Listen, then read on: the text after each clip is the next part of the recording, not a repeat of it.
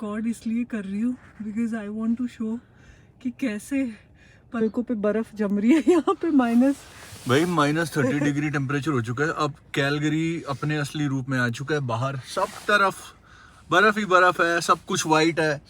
सड़कों पे गाड़ी चलाना थोड़ा सा चैलेंजिंग हो रहा है, बाहर निकलना थोड़ा चैलेंजिंग हो रहा है।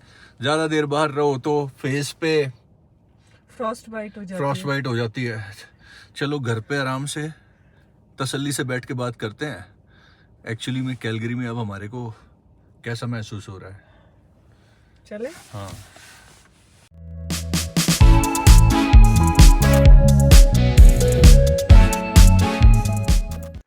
भाई थोड़ा सा पास आ जाओ, चिपक के थोड़ी सी गर्मी दे दो। I know. तो भाई आप सबने देखा बाहर क्या हालात हो रखे हैं।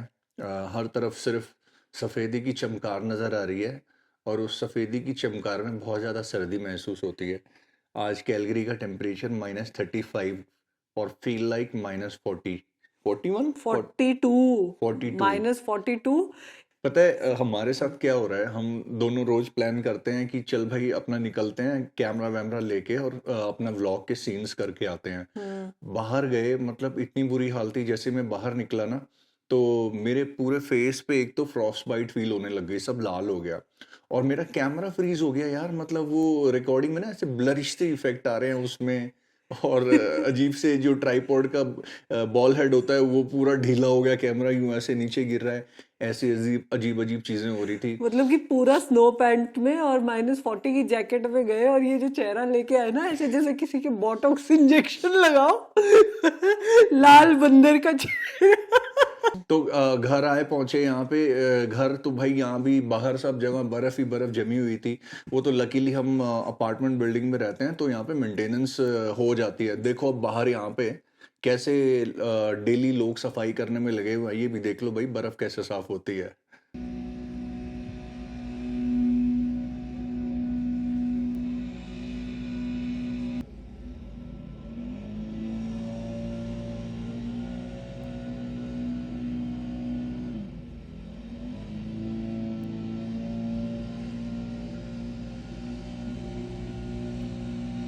वैसे कई बार मुझे लगता है ये बेचारे कैसे करते हैं, समझ ही नहीं आता नहीं यार। ये आई थिंक पता है क्या, इनको आदत पड़ चुकी होती है। अब जैसे कई बार मैं भी जाता हूँ शूट पे, अब वो तो मेरा कैमरा फ्रीज हो गया लेकिन मुझे भी आदत थोड़ी बहुत पड़ अच्छा, चुकी है। लाल चेहरा लेके आए हो अपने, ऐसे नाखून उतरने वाले हैं, वो फीलिंग अरे हो रही है। बेबी आपको और पता है मैंने सिर्फ ना मतलब एक सेकंड के लिए मैंने ना अपने ग्लव्स उतारे कैमरा का बटन ऑन करने के लिए। उस एक सेकंड में मुझे ऐसा महसूस हुआ जैसे मेरी उंगलियों के नाखून उतर रहे हैं। इतनी ज्यादा सर्दी फील हुई यार, पूरे करंट से लग रहे थे। वो मैं एक्सपीरियंस कर चुकी हूँ तो तो अब आई पता है कैन क्या हमारे अंडरस्टैंड। साथ हो रखा है, हम एक दूसरे से कई बार ये बात पूछ चुके हैं कि क्या हमने ठीक किया कैलगरी आके, कहीं गलती तो नहीं कर दी, इतना खतरनाक टेम्परेचर हो रहा है। तो ये जो है हमारा सवाल अक्सर हम एक दूसरे से करते हैं, इसका जवाब आपको अभी देंगे। पहले और कुछ झलकियां दिखाते हैं इस वक्त क्या हालात हो रखे हैं कैलगरी और पूरे एल्बर्टा में।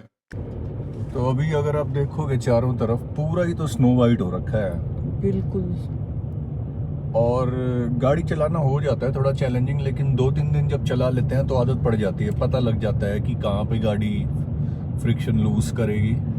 और यहाँ पे ये देखा आपने, जैसे रोड्स भी देख रहे हो सामने, हाँ गाड़ियां ही रोड मेंटेनेंस करती है यहाँ पे भाई रोड मेंटेनेंस तो है ही नहीं। पड़ी है सड़क पे बर्फ तो पड़ी ही रहेगी, स्नो रिमूवल व्हीकल वगैरह नहीं आते यहाँ पे इतने। और ये राइट साइड में देखो पूरा सफेद ही सफेद पहाड़ हो रखा है। ये तो ऊंचाई है। और अब ये देखो अपनी ये जो गली है इसमें सब कुछ वाइट। आप लिटरली पूरी बर्फ पे ही गाड़ी चला रहे हो, सड़क नाम की चीज ही नहीं है। और तो और हमने सोचा था कि हमारे यहाँ पे गेस्ट आने वाली है, इनकी नीस, तो हम लोग क्या करेंगे, जनवरी में फुल स्नो में देख के आएंगे बैंफ। हाँ ठीक है, लेक लुई तक जाएंगे और एक दिन का ट्रिप लेके वापस आ जाएंगे। लेकिन फिर मैं टिकटॉक स्क्रॉल कर रही थी हाँ और मैंने देखे वीडियोस, लोग जो गए हैं वहां पे उनकी क्या हालत हुई है। बाप रे। तो अभी मुझे इतना डर लग रहा है बहुत ज्यादा। आई डोंट थिंक मैं रिस्क वो लूंगी। टिकटॉक वाली वीडियो तो दिखाओ। हाँ वो दिखा देते हैं।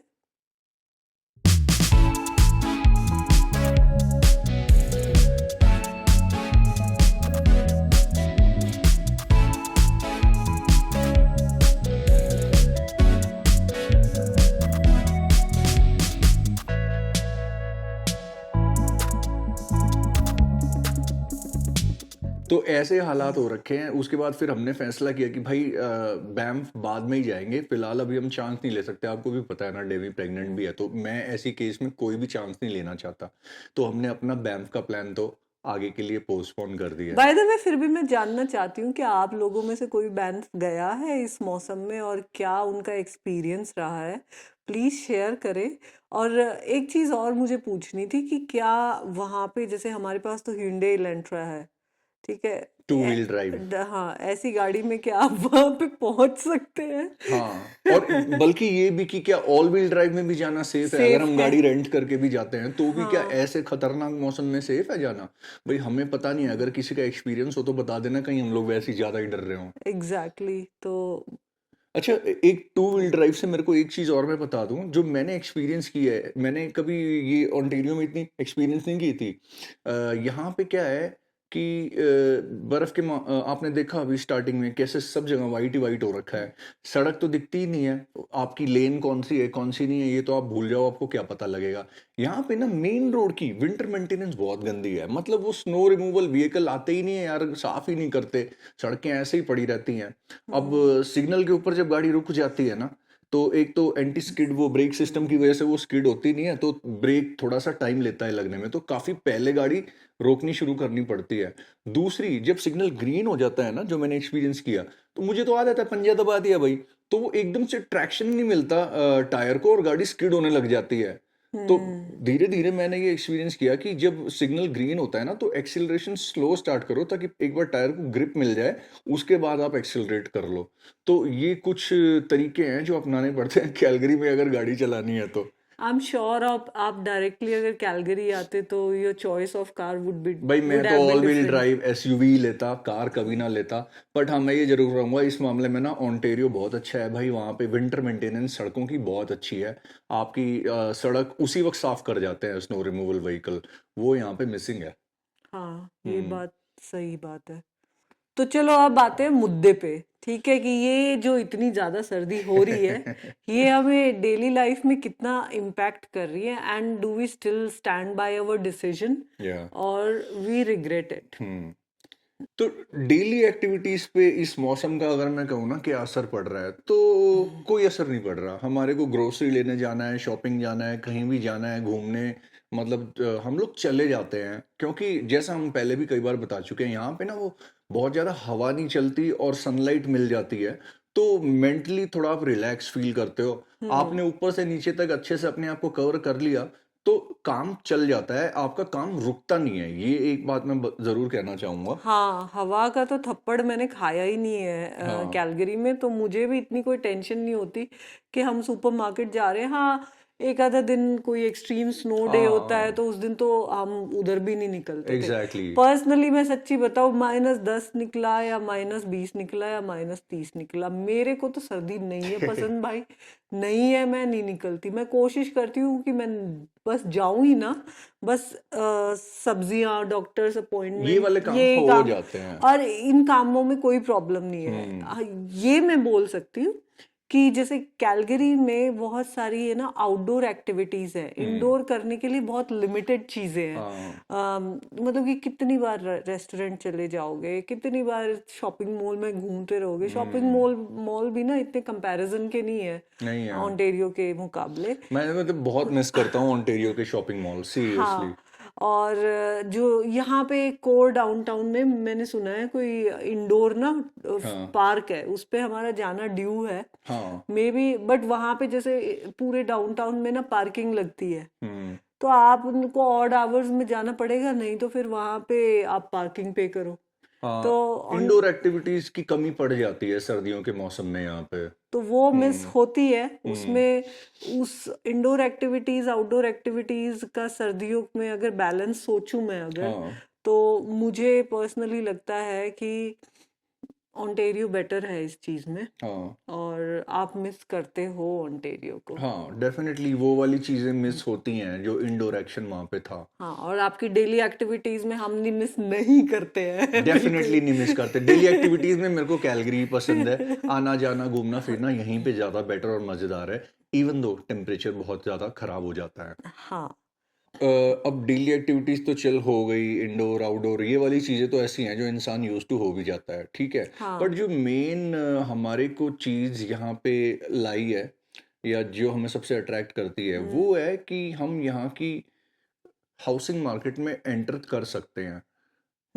अभी हम्म। जैसे हम दो लोग ओंटारियो में जॉब कर रहे थे दोनों, उसके बाद भी फाइनेंशियल सिक्योरिटी या स्टैंडिंग उस लेवल तक आने में वक्त लग जाता है, क्योंकि वहाँ पे आपको एक घर या अपार्टमेंट लेना है तो आपको सीधा सोचना पड़ता है $1 million, ठीक है, या एग्जैक्टली। आप कहीं बहुत दूर जाके बसो। अब हाँ। हम यहाँ कैलगरी में मेन सिटी में बैठे हुए हैं, डाउनटाउन हमारे घर से 7-8 मिनट की दूरी पे है। और पिछले 5 महीने से आप लोगों को शायद पता ही है, जब से डेनी डेमी प्रेग्नेंट हुई है, डेमी की ड्यूरिंग पेंडेमिक जब स्टार्ट हुआ था तो इसकी जॉब चली गई थी। हम्म। तो इस वक्त सिर्फ मैं जॉब कर रहा हूँ। एग्जैक्टली। तो और अभी सिचुएशन ऐसी है कि आई एम प्रेग्नेंट हम्म। और मुझे बहुत ही फेयर होना पड़ता है। कोई इंटरव्यूज 3rd राउंड तक भी चले जाते हैं, लेकिन बाद में उन्हें मैं जब डिस्क्लोज करती हूँ कि मैं प्रेग्नेंट हूँ और 3 महीने 3 साढ़े 3 महीने में हाँ। डिलीवरी होने वाली है, तो वो मेरे अपॉर्चुनिटी बिल्कुल क्लोज कर देता है हम्म। अनफॉर्चुनेटली। तो ये वाली सिचुएशंस अगर मैं कंसिडर करूँ तो कैलगरी एक ऐसा मार्केट है हमारे लिए जहाँ पे ये एक सैलरी में भी एक घर खरीदने का सोच सकते हैं। हाँ, तो वी हमारी कैन मतलब easily afford it. Planning already शुरू हो गई है। इनफैक्ट बेबी आप वो प्रॉपर्टीज दिखाओ ना, ताकि लोगों को भी हाँ, पता लगे कि हाँ, यहाँ पे ये सपना सच होना पॉसिबल है। पहले ये देख लीजिए। ये दो दो प्रॉपर्टी में दिखाती हूँ। हम्म। एक अपार्टमेंट है जो कि डाउनटाउन में ही, मतलब कि 4-5 मिनट के ड्राइव पे है। मेन जो डाउनटाउन का पॉइंट है सिटी उससे सेंटर। सिटी सेंटर में लगा लो। हम्म। हाँ। और एक जो प्रॉपर्टी है वो है एक डिटैच्ड हाउस जो कि नेबरहुड में है and 20 minutes drive to downtown. ज़्यादा कोई दूर नहीं है। एग्जैक्टली। यहाँ पे कुछ भी एक्चुअली ज़्यादा दूर एग्जैक्टली। है ही नहीं।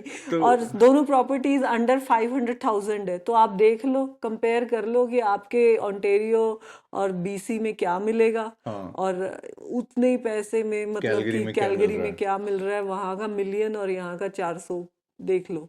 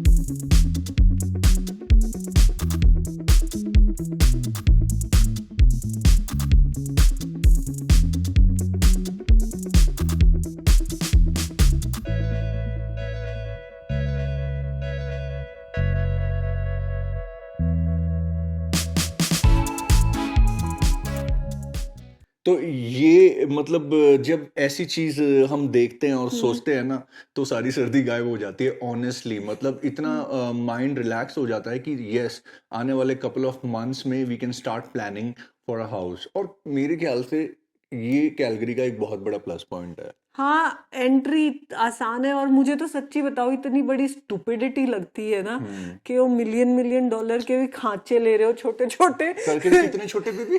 छोटे छोटे दीवारें इधर दीवारें उधर। तो वो मेरे को थोड़ा कम समझ में आता है हाँ। सीरियसली। और बहुत टू मच मनी है फॉर टू या लेस।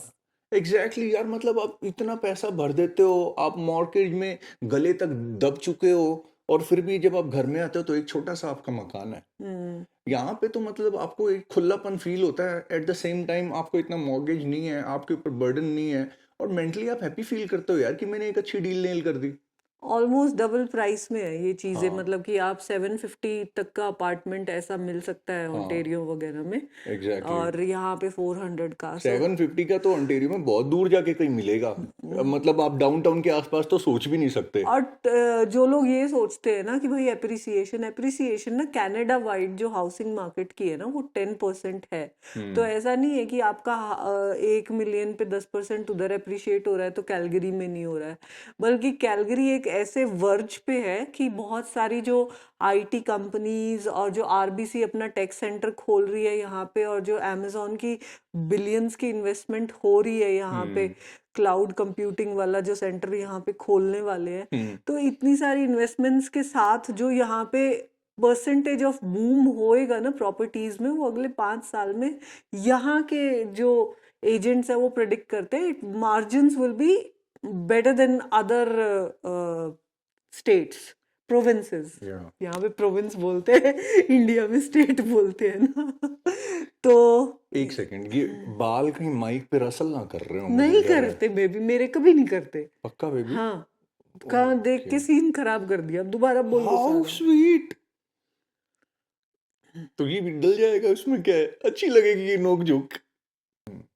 चलो, अब तीसरा जो एक और मुद्दा है वो ये आदमी सोचता है कि इनकम कितनी हिट होती है भाई ओंटेरियो के मुकाबले कैलगरी में आपको कम सैलरी मिलती है।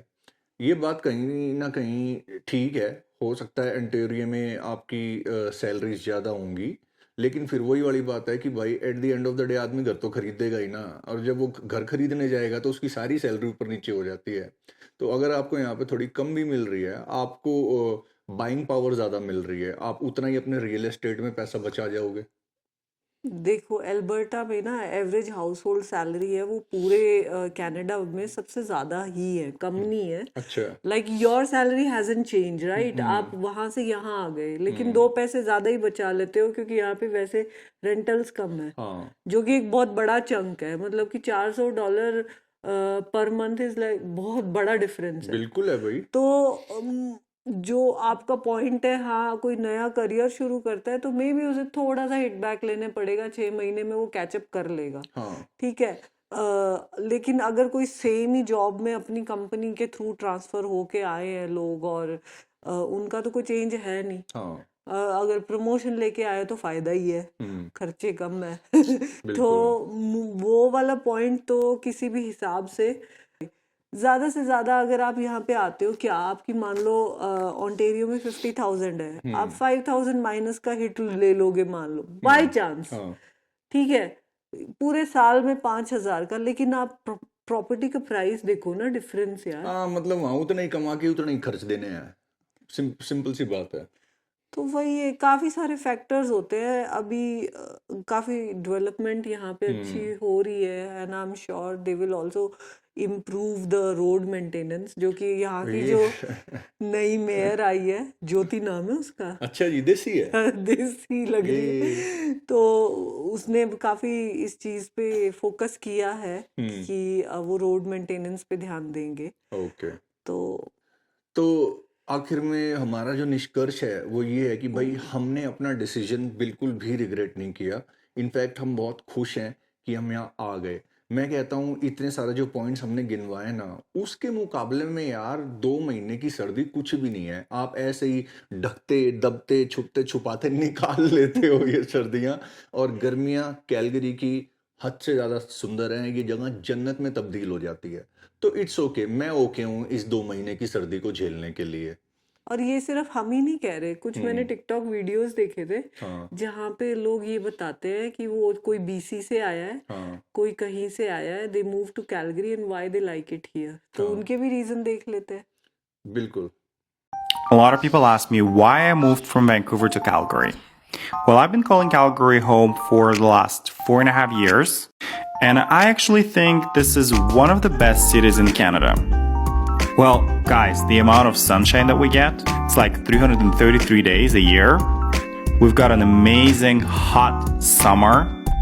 We're just 1 hour away from the mountains, from the best mountains in the world. Oh, and bless Chinook, when in the winter, the temperature can go from -20 to +10 just overnight and stay like that for the entire week. Also, we don't have any provincial tax, which I think might be introduced pretty soon, but for now, that's a plus. Calgary is one of the youngest cities, and I mean, the population-wise, it's pretty young. Anyway, look at this. This is so beautiful. The sunrises and the sunsets that we get, just stunning. तो भाई देखो, Calgary हमारे हिसाब से तो win win situation है। Number 1 तो affordability है, आपकी लाइफ बहुत इजी हो जाती है। और उसके बाद जो एक great mix of city and natural surroundings है। आप डाउनटाउन के भी पास हो, आपके यहाँ पे इतने सारे ट्रेल्स हैं, आप कहीं भी घूमने चले जाओ। सर्दियों में जाना जरूरी थोड़ी है यार, और भी तो मौसम आएंगे, क्या हो गया 2 महीने हाइबरनेट कर लो थोड़ा सा। तो उसके अलावा हम 45 मिनट्स टू 1 आवर की ड्राइव पे रॉकी माउंटेन्स पहुंच जाते हैं। तो पॉसिबिलिटी इतनी ज़्यादा है ना ट्रैवल की और सुंदरता एंजॉय करने की कैलगरी में। बस हम वेट कर रहे हैं गर्मियाँ शुरू और हमने तबाही मचा देनी है। आई नो, बहुत ही खूबसूरत जगह है और बहुत ही क्लीन स्पेस है यहाँ या पे। मेरे को ओंटेरियो में जगह जगह पे फिर भी कहीं ना कहीं गंद वंद दिख जाता था। हाँ, याद है जब नए नए आए थे, मैं अरे मैं बाप कहती थी आपको, बेबी ये कहाँ आ गए, तो आई नो, इंडिया ही लग रहा आई नो। है। तो कई जगह ऐसे मिल जाती थी, पता है। लेकिन यहाँ पे ऐसा अभी तक नहीं देखा है हमने। साफ अच्छा ही लगता है सफाई सब कुछ। हाँ, काफी अच्छी है यहाँ पे। तो भाई हम अपने डिसीजन से बहुत खुश हैं कैलगरी आने के। जो अभी आप में से वीडियो देख रहे हैं, और भी कोई अगर रिसेंटली कैलगरी आया है तो कमेंट सेक्शन में ज़रूर बता देना कि आपकी क्या राय है इस बारे में, जैसे हमने अपनी राय शेयर की। और भाई जो आना चाहता है कैलगरी, मैं तो कहूँगा भाई अपना डिसीजन से खुश रहोगे यहाँ आके। बिल्कुल। ऑल राइट गाइस, तो चलो ये सर्दियाँ ऐसे ही निकाल लेंगे, सोफे पे बैठ के, कंबल में बैठ के बातें करते हुए। Okay, see you guys next time soon, bye.